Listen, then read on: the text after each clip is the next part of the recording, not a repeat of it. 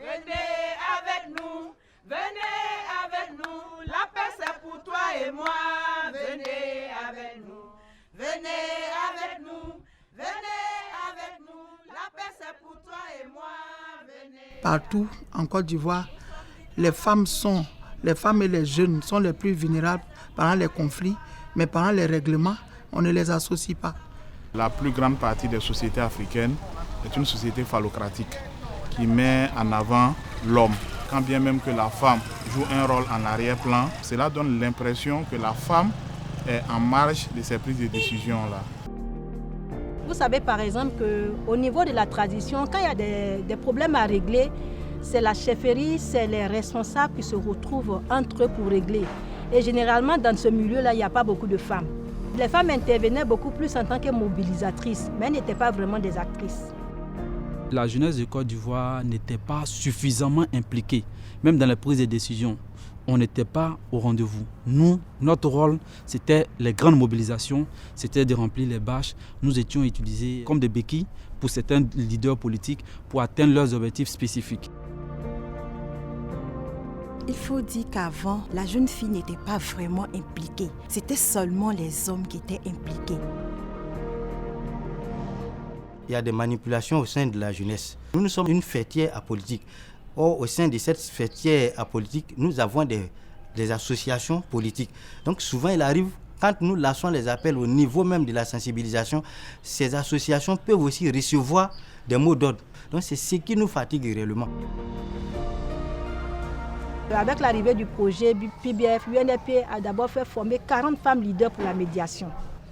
Et ensuite, nous avons été formés en matière de lutte contre les violences basées sur le genre, sur les droits humains, sur la citoyenneté, sur la paix, sur la cohésion sociale. Et nous avons été informés aussi sur le système électoral.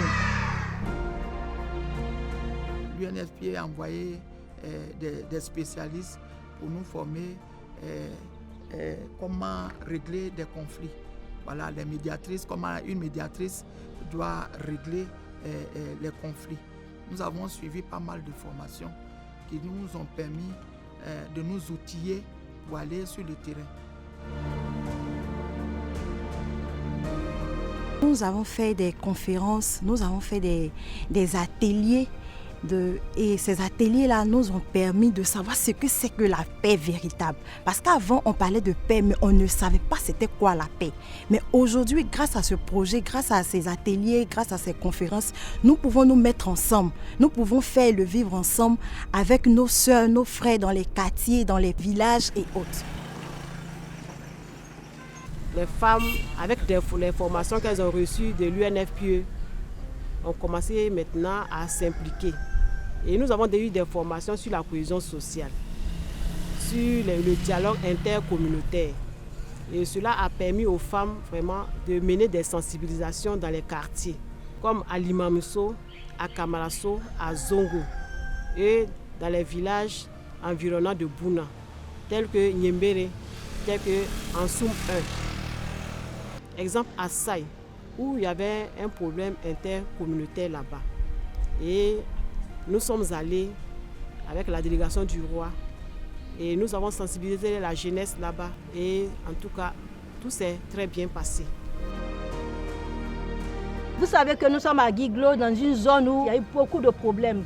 Avec les crises, les femmes ont beaucoup souffert, les cas de viol, elles ont tout perdu leurs enfants, leurs maris pour certaines. Donc après la formation que nous avons reçue, on ne voulait pas que tout ce qu'on a vécu jusqu'en 2010-2011 se répète. Donc avec la formation reçue du projet PBF par le canal de l'UNFPA, nous avons commencé tôt les sensibilisations avant les élections de 2015. Et nous avons continué les sensibilisations pendant la campagne, pendant les élections et même après. Et notre stratégie a été de faire du porte-à-porte, faire les visites à domicile.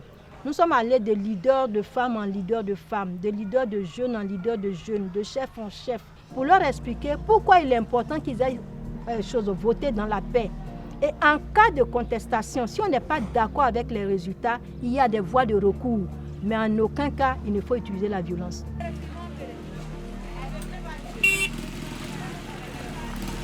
Nous sommes promenés dans les marchés en parlant de cohésion sociale, les élections qui viennent, pas des palabres, c'est pas être des ennemis, mais c'est d'être ensemble.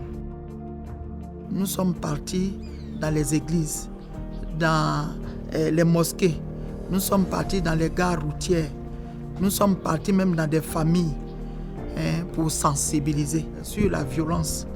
Nous sommes partis aussi à la radio.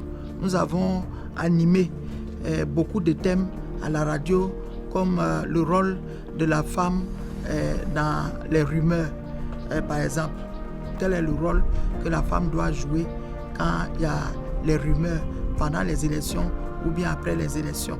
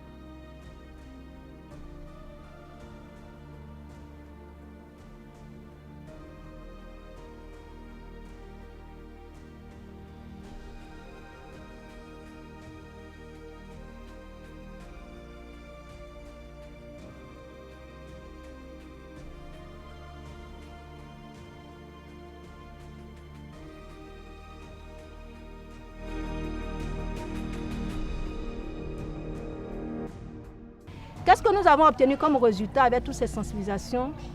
Nous avons obtenu 0 décès, 0 violence, 0 incident.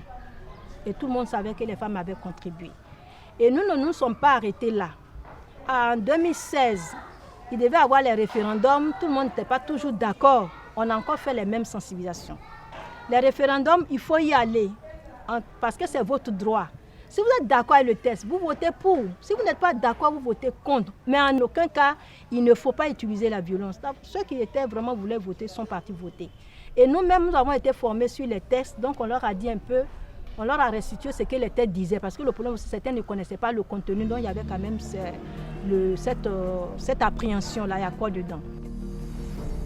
Aujourd'hui, avec le projet PBF, nous, jeunes filles, nous sommes impliquées de façon massive dans ce processus de développement de paix.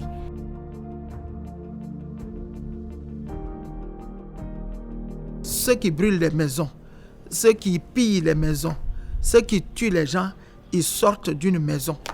Ils ont un père, ils ont une mère. Mais si la maman, qui est vraiment la génitrice là, si elle dit à son enfant, il ne faut pas aller ici, il ne faut pas aller là.